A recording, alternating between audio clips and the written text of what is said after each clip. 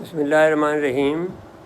NM TV سے میں نصرت مرزا ہوں۔ آج کا جو موضوع ہے وہ سمندری حدود کے نگہبانوں کا سن 1965 کی جنگ میں جو کردار رہا ہے اس کو ہم آج اجاگر کریں گے۔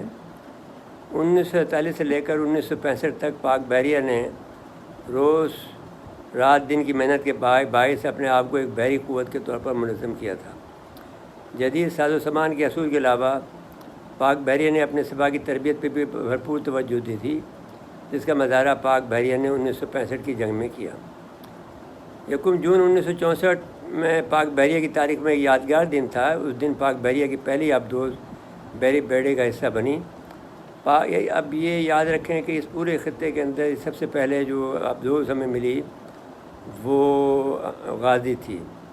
اس غازی نے ہمیں اتنا تجربہ دیا کہ اب انڈیا کا جہاز جیسے ہی ہمارے حدود میں داخل ہوتا ہے ہمیں اس کی لہروں سے پتہ چل جاتا ہے کہ کوئی چیز نہیں ہماری سمندری حدود میں داخل ہوئی ہے، اور یہی وجہ ہے کہ ہم نے ان کو انڈیا کے جو آبدوزوں کو، ہم نے 2 آبدوزوں کو پکڑا، اور وہ آبدوز کو پکڑنے کا یہ مطلب ہوتا ہے کہ آبدوز کی موت ہو گئی، یعنی اس کو آپ نے شوٹ ڈاؤن کر دیا۔ تو یہ آبدوز جو آئی تھی اس نے ہمیں پاک بحریہ نے پاک بحریہ کی اعلیٰ قیادت نے اس کا نام غازی رکھا۔ اس آبدوز کے بحریہ میں شامل ہونے سے پاک بحریہ کی دفاعی صلاحیتوں میں اضافہ ہوا اور پاکستان کا سمندری دفاع مزید مضبوط ہو گیا۔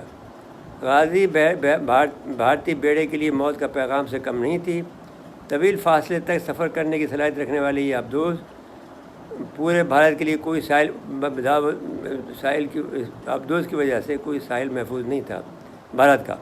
رنکٹ کے مارکے کے بعد سے ہی حالات کشیدہ چلے آ رہے تھے۔ ان بگڑے ہوئے حالات کے باعث پاک بحریہ کو جو ذمہ داری سونپی گئیں وہ یہ تھیں: پاکستان کی سمندری حدود کی حفاظت کرنا، سمندری تجارت اور جہاز رانی کے راستوں کو محفوظ بنانا۔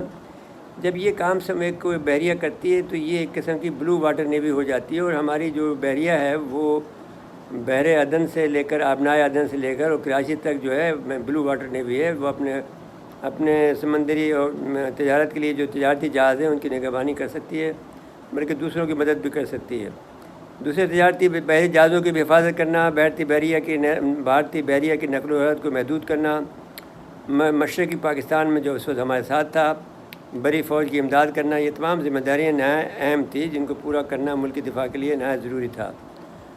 تو اب صورتحال ہے، خاص طور پر سمندری حدود میں سرحدوں کی حفاظت، بین الاقوامی تجارتی راستوں کو ہر حال میں کھلا رکھنا نہایت ضروری تھا تاکہ تجارتی بحری جہاز اپنے تجارتی سرگرمیاں بلا روک جاری رکھ سکیں۔ پاک بحریہ اس صورتحال سے بخوبی واقف تھی اور عزم رکھتی تھی کہ پاکستان کی سمندری حدود کو ہر حال میں محفوظ رکھا جائے۔ چنانچہ پاکستانی بحریہ کی اعلیٰ قیادت نے اس سلسلے میں مناسب حکمت عملی ترتیب دی۔ یہ فیصلہ کیا گیا کہ بحر عرب میں رہ کر بھارتی جنگی جہازوں کا انتظار کرنے کے بجائے کیوں نہ جارانہ انداز اپناتے ہوئے بحر ہند میں جا کر بھارتی سمندر کے اندر بھارتی بحریہ کو للکارا جائے۔ اس حکمت عملی کو منظور کرنے کے بعد پاک بحریہ کی اعلیٰ قیادت نے یہ کام آبدوز غازی کو سونپا کہ وہ زیر آب رہتے ہوئے کراچی کے ساحل سے لے کر مشرقی پاکستان کی چٹاگانگ کے ساحل تک سمندری نگرانی کرے۔ اس دوران جہاں کہیں بھی بھارتی بحری بیڑوں کی موجودگی نظر آئے ان کو نشانہ بنایا۔ اس طرح پاک بحریہ کے لڑاکا بحری جہاز بھی اپنے ذمہ داری کے علاقوں میں بحری گشت پر مامور تھے۔ اس بحری حکمت عملی نے کے باعث بھارتی بحری ہیڈ کوارٹر میں کھلبلی مچ گئی۔ بھارتی صوبہ پاک بحریہ خصوصاً غازی آبدوز سخت خوفزدہ تھے۔ ان کا سب کو یہ سب سے زیادہ فکر اپنے تیار بردار بیڑے وکرانت کی تھی، جو کھلے سمندر میں اس قدر بڑا ہدف تھا کہ غازی اسے چند دموں میں پوری طرح تباہ کر دیتی۔ اب یہ جو بحری بیڑا ہوتا ہے یہ چلتا پھرتا ہے، ایک قسم کا تابوت ہوتا ہے، جب بھی چاہے جو بھی آبدوز چاہے اس کو نشانہ بنا سکتی ہے۔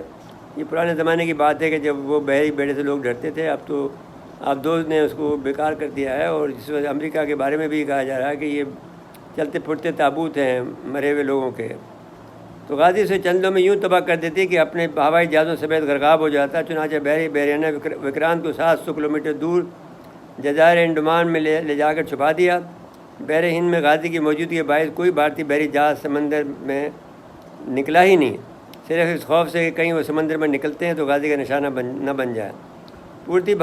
پوری بھاری بھارتی بحریہ کو ساحلوں سے دور تک محدود رکھنا ایک بڑا چیلنج تھا۔ جسے پاکستان کی بحریہ نے بحسن خوبی انجام دیا۔ اب یہ سلسلہ ایسا ہے کہ اس میں ایک دلی نام کا جہاز بھی تھا کہ جو بہت بڑا جہاز تھا، جنگی جہاز، اس کو بھی اس نے نہیں نکلنے دیا بمبئی کے بندرگاہ سے۔ بھارتی بحریہ کی دوسری بڑی کامیابی آپریشن سومناتھ، جسے آپریشن دوارکا کا کہا جاتا ہے، یعنی یعنی بھارتی بحری ناکامی جو ہے، بڑی ہماری کامیابی بھارت کے خلاف ہماری جو ہوئی ہے وہ یہ ہوئی ہے کہ جیسے آپریشن سومناتھ کہا گیا ہے، جو آپریشن دوارکا کا جو اڈا تھا، یہاں پر راڈار تھے انڈیا کے، وہ نشاندہی کرتے تھے، اور یہ کوئی 200 ناٹیکل مائل پر واقع ہے کراچی سے، تو اس کو پاک بحریہ کو یہ سونپی گئی۔ یہ سومناتھ اس آپریشن کا نام سومناتھ رکھا گیا۔ بھارت نے پاکستان پہ حملہ کیا تو بھارتی فوج کے ساتھ بھارتی ایئر فورس بھی خوب سرگرم عمل تھی۔ کراچی کو اہم ترین شہر ہونے کے ساتھ ساتھ بندرگاہ ہونے کے باعث بھارتی فضائی حملوں کا سامنا تھا، جس پر تواتر کے ساتھ یہ حملے کیے جا رہے تھے۔ صاف معلوم ہو رہا تھا کہ کوئی زمینی راڈار اسٹیشن بھارتی فضائیہ کی بھرپور مدد کر رہا ہے۔ تو یہ پاکستانی نیوی کی انٹیلیجنس کو سرتوڑ کوشش کے بعد یہ اطلاع ملی کہ بھارت نے دوارکا کے ساحل پر راڈار اسٹیشن قائم کر رکھا ہے، جو بھارتی ہوائی جہازوں کی رہنمائی کا کام کرتا ہے۔ یہ اطلاع ملتے ہی پاک بحریہ کی اعلیٰ قیادت اس بات پہ متفق ہو گئی کہ اس راڈار اسٹیشن کو تباہ کیا جانا نہایت ضروری ہے، ورنہ بھارتی ایئر فورس کے حملے بند نہیں ہوں گے۔ دوارکا کراچی سے قریباً 200 سمندری میل کے فاصلے پر واقع ہے۔ یہ کام ایئر فورس کو نہیں صوبا جا سکتا تھا کیونکہ راڈار اسٹیشن فضائی حملے سے بر وقت آگاہ ہو جاتا، چنانچہ یہ کام پاکستان نیوی کو سونپا گیا۔ یہ کہ نہایت خطرناک آپریشن تھا کیونکہ پاک بحریہ کے بیڑوں کو بھارتی سمندر کے اندر جا کر ان کی مشن کو پورا کرنا تھا۔ حکم ملتے یہ واقعہ تھا کہ بغیر پاک بحریہ کی جنگی بحری جہاز 7 جہازوں نے حصہ لیا۔ اس میں شاہجہاں تھا، بدر تھا، بابر تھا، خیبر تھا، جہانگیر تھا، عالمگیر تھا، ٹیپو سلطان تھا۔ یہ جہاز 7 ستمبر 1965 کو اپنے مشن پر روانہ ہو گئے۔ اس بحری بیڑے کی قیادت کمانڈر پاکستانی فلیٹ کے کموڈور SM انور کر رہے تھے۔ ان کا مشن تھا کہ رات کی تاریکی میں دوارکا کے ریڈار اسٹیشن کو تباہ کیا جائے۔ یہ کہنا ایک نہایت مشکل مشن تھا۔ پاک بحریہ کے مجاہد اللہ پر توکل کیے اپنے جان ہتھیلی پہ لیے دشمن کے ملکی حدود کے اندر داخل ہوئے، اور انہوں نے کاری ضرب لگاتے ہوئے پاکستان اور دوارکا کے اڈے کو بالکل تباہ کر دیا۔ تو اب اس صورتحال میں اگر آپ دیکھیں کہ پاکستان کے نیوی کے ہر سیلر کے دل میں پایا جانے والا شوق و جذبہ شہادت کا موجود تھا، انہیں خطرات کے باوجود اپنے اداروں ہی میں مزید مضبوط بنا دیا۔ چنانچہ تمام جہازوں نے بھارتی سمندری حدود کے اندر یہ طویل فاصلہ طے کیا اور رات گئے وہ دوارکا پہنچ گئے۔ تمام جہاز دوارکا کے ساحل کے اتنے قریب آ گئے تھے کہ پورا شہر ان کی توپوں کی زد میں تھا۔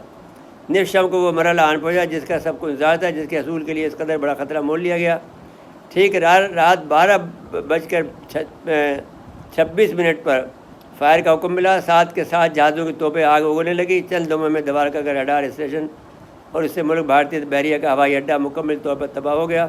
پاک بحریہ کے تمام جہازوں نے نہایت اطمینان سے اپنا مشن مکمل کیا اور واپسی کی راہ لی، اور اس میں ہمارا کوئی نقصان نہیں ہوا، جس کی وجہ سے ہم اس کو بڑا کامیاب آپریشن کہتے ہیں اور یہ بات سمجھتے ہیں کہ پاک بحریہ نے جو کارنامہ انجام دیے۔ اس کے علاوہ جو ہماری جو آبدوز تھی، اس نے جتنے کارہائے انجام دیے ہیں کہ جس کی مثال نہیں ملتی ہے، اور وہ کبھی کسی اور ہم ولاگ میں آپ کی خدمت میں پیش کریں گے، جو کہ ایک بڑا تاریخی لمحہ، یعنی تاریخی طور پر ہماری آبدوز غازی نے بڑا کارنامہ انجام دیا، اور آج بھی ہمارے لیے وہ جو ہمارے پاس جو ان کا ڈاٹا موجود ہے آبدوز غازی کی وجہ سے، وہ آج بھی ہمارے کام آ رہا ہے۔ ناظرین کرام، اس کے بعد اجازت لیتے ہیں۔ اللہ حافظ۔